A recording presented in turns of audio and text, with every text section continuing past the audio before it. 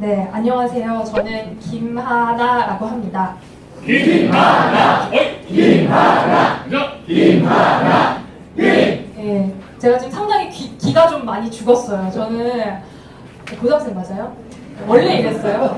언제부터 이랬어요? 언제부터 이랬어요? 요새 고등학생들은 다 이래요? 원래 이래요? 제가 진짜 큰 착각을 하고 있었나 봐요. 저 진짜 너무 아침에 충격을 받아가지고 제가 양재나무에 굉장히 오랜만에 왔거든요.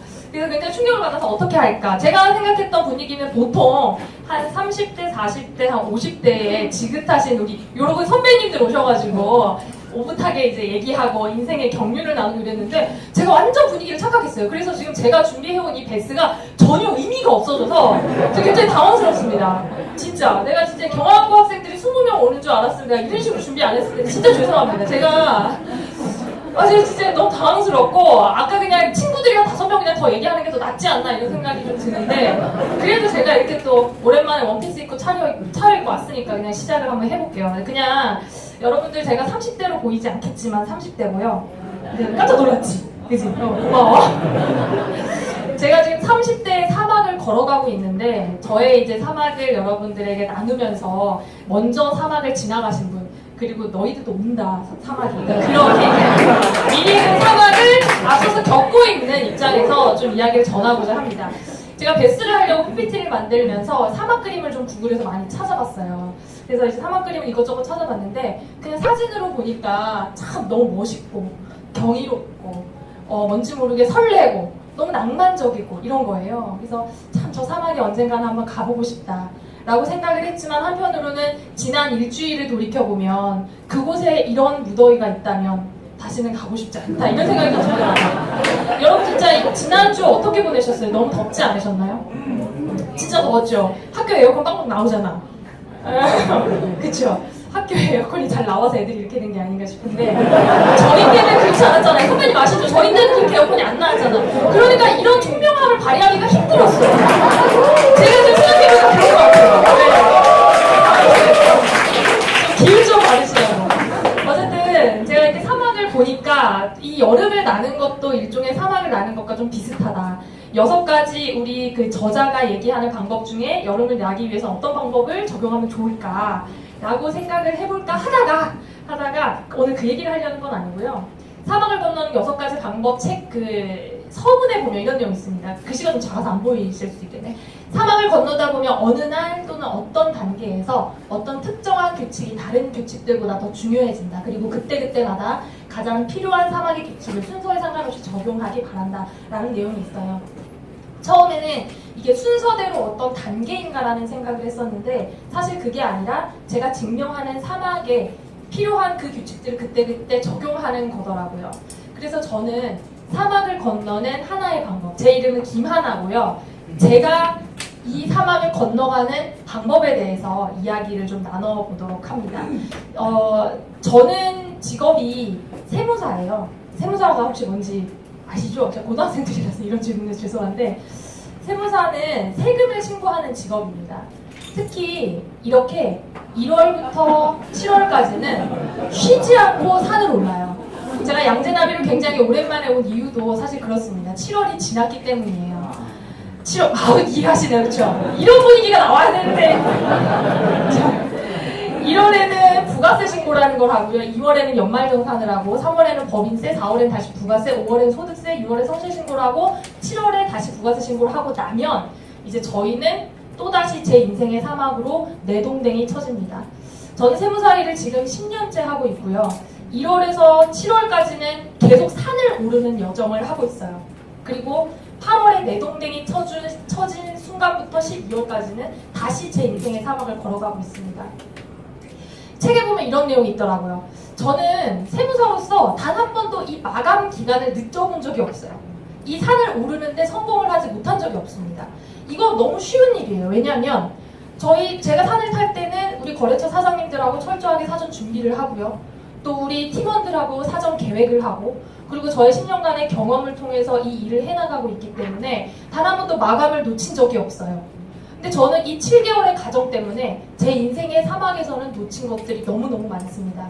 그래서 오늘 저는 책 내용을 좀 정리를 할까 생각을 하다가 그냥 진짜 진솔하게 제가 지금 걷고 있는 7월 25일 이후로 걷고 있는 제 인생. 7월 25일은 참고로 부가가치세 신고가 한 일이에요.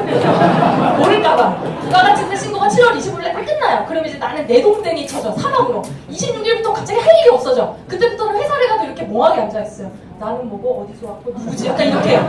왜냐면 그 전까지는 너무 바쁘게 일을 하기 때문에 어쨌든 상황이 그렇다라는 거 좀 이해를 해주시고, 원래 이렇게 사전 설명을 할 계획이 전혀 없었는데 이렇게 됐네요.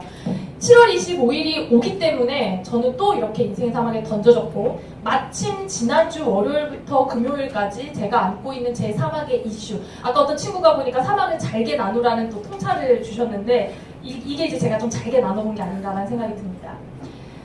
제 월요일의 사막부터 이야기를 해드릴게요. 이번 주 월요일 7월 30일, 여러분 65페이지에 보면 이런 이유가 있습니다. 사막에서 꼭 오아시스에 멈춰 쉬어야 할 이유는 3가지가 있습니다. 첫 번째, 쉬면서 기력을 회복해야 한다. 두 번째, 여정을 되돌아보고 정정해야 할 것은 정정한다. 그리고 마지막으로, 오아시스에서는 같은 여행길에 오른 다른 사람들을 만날 수 있다. 일단 저는 25일 끝나고 26일, 28일, 26, 27, 28, 29를 그냥 쉬었습니다. 기력을 회복해야 되니까요. 왜냐면 제 인생의 사막을 또 걸어가야 되니까요. 그리고 30일 월요일날 출근을 해서 사무실에 그냥 가만히 앉아 있었습니다. 전화도 안 받았어요. 왜냐하면 제가 걸어갈 인생의 여정을 되돌아보고 앞으로 어떻게 다시 이 일을 또 진행하고 내 인생을 걸어가야 될지 고민을 했습니다. 그리고 마지막으로 월요일날 저녁에 이분들을 만났습니다. 이분들은 누구냐면 제가 이제 3P에서 하는 마스터 과정 11기 졸업생이에요. 11기 졸업생. 마스터 코치 과정을 저와 함께 마친 동료 수료생들인데요. 마침 여기 계시는 동기 한 분께서 박사 논문을 마치셨다 그래서 카톡 쏜다고 딱 그날 부르시더라고요.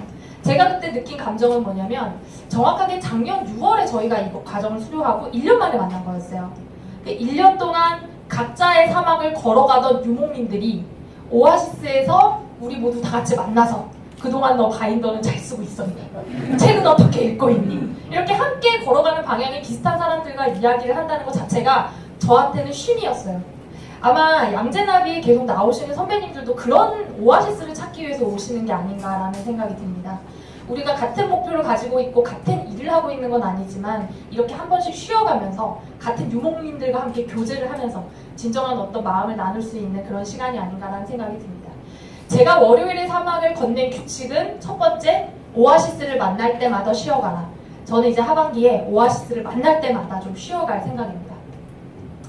오늘 괜히 경화고 친구들을 만나가지고 오아시스라는 느낌이 전혀 사라졌어요. 지금 과거에 대한 이런 후회와 막 이렇게 나 뭐 했나.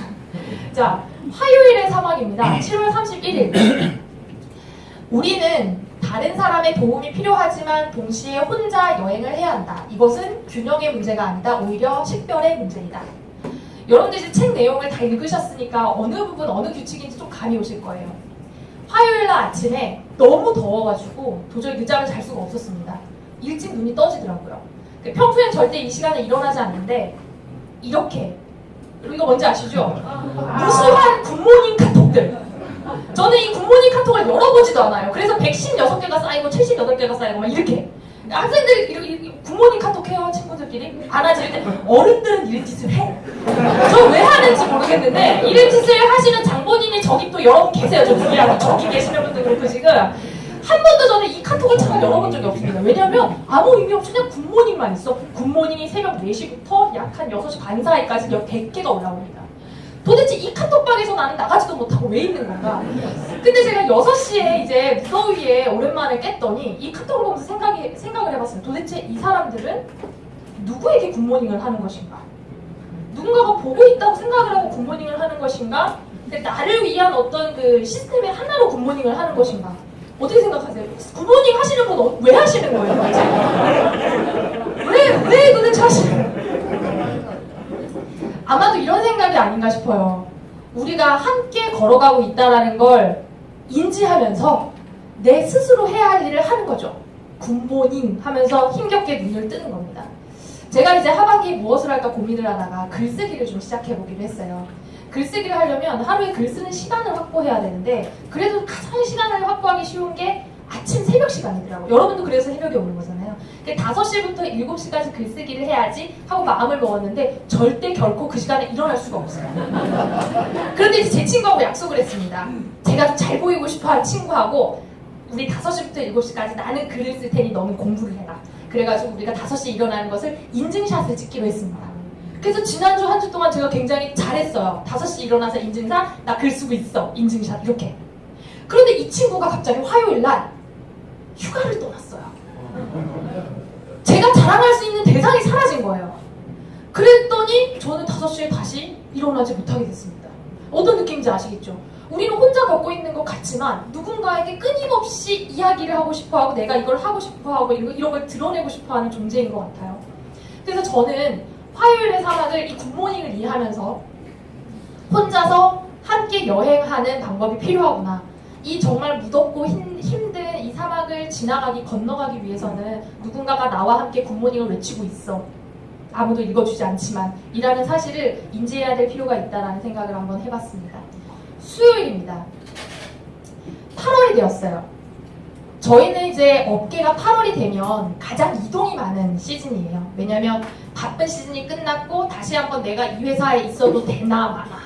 우리 이제 회사에서는 나의 어떤 능력을 더 인정해 주나 마나. 아니면은 뭔가 이제 다른 방법이 있지 않을까? 이런 식의 이제 시즌이 시작되는 달인데 저희 회사도 마찬가지 8월부터 연봉 계약의 시즌입니다. 우리가 가고 있는 길이 지도에 없다는 사실을 깨닫는 것 자체가 이미 우리에게는 여행의 출발이 된다. 세무사에게는 어떤 성공 방정식이 있습니다. 저희 선배들도 저에게 많이 그런 얘기를 해주세요. 너 이제 법인에서 한 3, 4년 정도 경력 쌓았으면 나가서 이제 개업을 해야 돼. 개업을 해서 네가 한 2, 3년 정도 개고생을 하면 안정기가 올 거야. 그럼 너는 평생 그 회사를 운영하면서 네가 하고 싶은 것들을 하면서 살 수가 있어. 굉장히 매력적인 제안 아닌가요? 다들 그러려고 살고 계시잖아요. 우리가 과거에 누려왔던 전문직, 즉 세무사뿐만 아니라 다른 모든 전문직들이 아마도 그렇기 때문에 그렇게 열심히 공부를 하고 그 직업을 얻기 위해서 애를 쓴 게 아닌가 싶습니다. 그런데 드디어 이런 책이 나왔어요.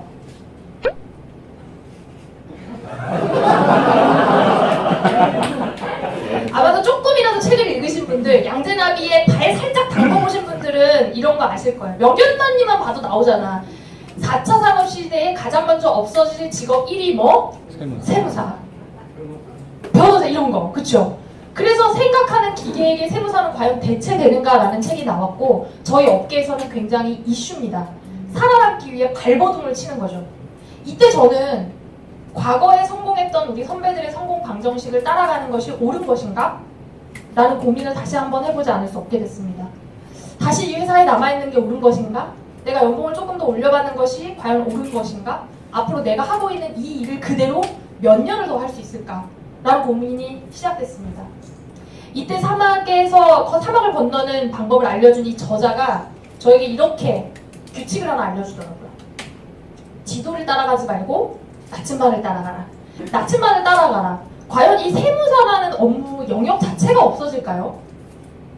직업 자체가 없어질까요? 저는 심각하게 그 고민을 하지 않을 수가 없었는데요. 그렇다면 어떤 영역이 살아남고 어떤 영역이 대체될까요? 그것에 대해서 저는 나침반을 설정을 잘 해야 되겠다라는 생각이 들었습니다. 보니까 우리나라 미래의 교육이 정말 걱정이 하나도 없을 것 같아요. 교육한다고 해서 교육하고 있지, 하고 계시지 막 이러니까. 저도 마찬가지입니다. 세무업계에서 강의를 많이 하고 있어요.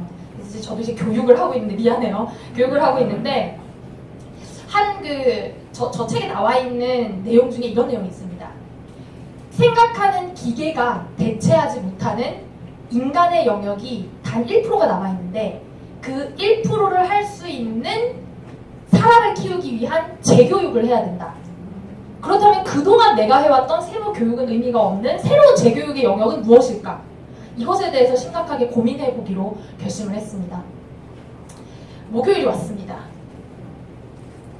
유목민들에게 이 국경선은 허상이었다. 국경선이 있어야 할 이유가 없었다. 제 인생의 사막 중에 또 하나는 뭐냐면 바로 결혼입니다. 목요일에는 선을 봤어요. 여러분은 소개팅과 선의 기준이 어떻게 나오는지 알아요 혹시? 소개팅 뭐고 선은 뭘까? 소개팅 결혼하려고 만난 게 아니야? 연애하려고 만난 이런 잘못된 인식. 35 이후로 소개를 받으면 선이고요. 35 이전에 소개를 받으면 소개팅이에요. 저는 이제 선을 보기 시작했어요. 대충 이제 알겠지. 저는 이제 선을 보기 시작했어. 이 허상의 국경을 넘을 것인가 말 것인가에 대한 심각한 기로에 서 있게 된 겁니다. 사실은 여러분, 결혼에 진짜 내가 고등학생 때는 무슨 얘기인지 모르겠는데 자, 이 허상의 국경을 넘어가신 선배님들, 요즘 제가 듣는 이야기는 그래요. 야, 하지마, 그냥 혼자 살아도 괜찮아. 해가 고개 되게 심하게 끄덕이시네요. 어차피 속만 썩이고 다 나중에 되니까 각자 갈 길 가더라. 약간 이런 느낌. 그것은 그 사막을 이미 건너고 계시기 때문에 할 수 있는 어떤 그런 정말 제가 말도 안 나오네. 그런 분들만 할 수 있는 거예요. 예를 들면 제가 세무사 공부하는 애한테 야, 세무사 돼도 별거 없어. 이제 없어진대. 하지마. 이러면 걔가 나한테 볼을 던지지 않겠어? 그렇지 않겠습니까? 그래서 저는 하반기마다 진짜 열심히 이쪽 방면으로 저의 사막을 건너기 위해서 애를 쓰는데 그동안은 약간 산처럼 생각했어요. 자, 내가 소개팅을 몇 번 하면 최소한 몇 번의 확률로 마음에 드는 사람을 만나겠지. 그리고 또 이렇게 했을 때 이 정도의 이걸 갖고 있는 사람이면 이렇게 맞출 수 있겠구나. 그리고 우리 사회의 기준이 있습니다. 이 정도 되는 사람과 어떤 사회생활을 꾸려야지 야, 너 나중에 문제없이 결혼생활을 할 수 있어라는 이런 허상의 국경. 그러다 보니까 제가 이 나이가 되도록 이렇게 아직도 국경선을 배회하면서 잘 들으란 말이야. 지금 언니가 지금 조언하잖아. 이렇게 된단 말이에요. 지금 어떤 사람들은 그래요. 아직 괜찮아. 야, 35이면 요새는 야, 아직 정년기도 아니야. 정년기 같은 소리 하고 있는데 전 조만간 자녀를 못 볼 수 있단 말이에요. 죄송합니다. 지금 이런 말씀 드려서. 어쨌든 그래서 저는 이 국경선을 넘을지 말지에 대한 고민을, 이 기준을 어떻게 가져야 하는가. 책에서는 사실 그런 내용들은 없었어요. 그냥 결혼이 사막이라는 얘기밖에 없지. 근데 저는 그 사막으로 가고 싶단 말이죠. 그랬을 때 목요일날 만난 이 남자와 함께 국경선을 넘을 것인가, 아니면 그 다음 국가까지 한번 가볼 것인가에 대한 저는 심각한 고민에 빠졌습니다. 그래서 솔직히 말해서 이제 조언을 얻고 싶어요. 사실 제가 이제 양재나비 다니면서 굉장히 많이 인간이 된 게 뭐냐면, 보여지는 것이 다가 아니다. 그리고 또 정말로 좋은 사람이 어떤 사람인가, 그쵸? 그리고 나는 좋은 사람이 되기 위해서 어떤 노력을 해야 되는가 라는 걸 많이 배웠기 때문에 저는 저에게 맞는 가장 좋은 배우자를 찾기 위해서 최선을 다해서 이 사막을 건널 겁니다. 그래서 여러분께 말씀드리는데, 주변에 괜찮은 총각, 삼촌, 학교 선생님, 사촌 오빠, 작은 아버지도 결혼하셔도 괜찮아요. 어쨌든 그런 분들 계시면 마스터 11기 김하나한테 연락해 주시기 바랍니다. 하나의 방법, 허상의 국경선에서 멈추지 말라. 저는 멈추지 않고 열심히 찾아보겠습니다. 자, 결혼하라고 큰 박수 한번. 감사합니다. 제가 받은 박수 중에 가장 마음에 들어요. 금요일의 사막. 어제였어요. 어제 저는 정말 심각한 괴로움에 휩싸였어요. 왜냐면 이런 애들 때문이에요. 누군지 혹시 아실지 모르겠는데, 저는 양재나베에서 오늘 베스가 처음이에요. 그래서 굉장히 걱정이 많이 되는 거예요. 도대체 어떻게 책 정리를 어떻게 해야 되지?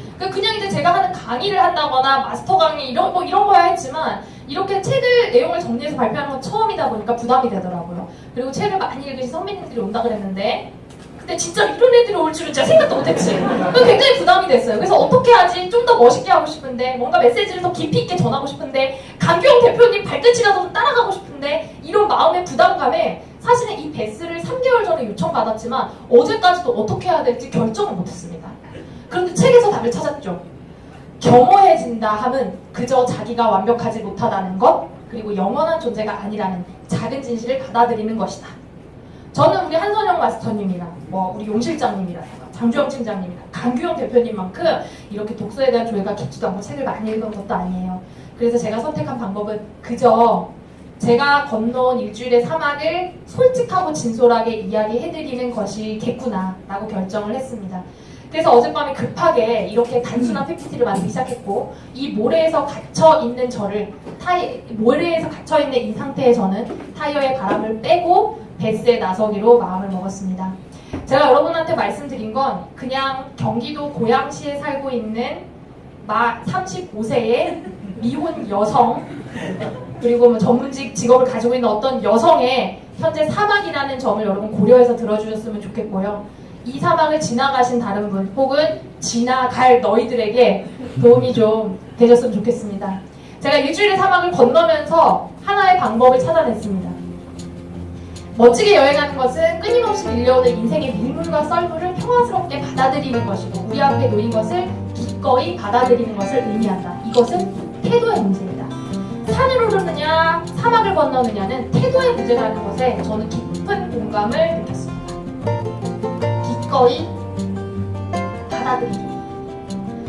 곧 없어질 직업을 갖고 있다는 사실도 기꺼이 받아들이기. 지금 현재 남자친구가 없다는 사실도 받아들이기. 부족하지만 여러분 앞에 서 있다라는 사실도 받아들이기. 여러분들도 여러분 인생의 사막에서 기꺼이 받아들이면서 이 무더운 여름을 잘 헤쳐나가시길 바라겠습니다. 감사합니다.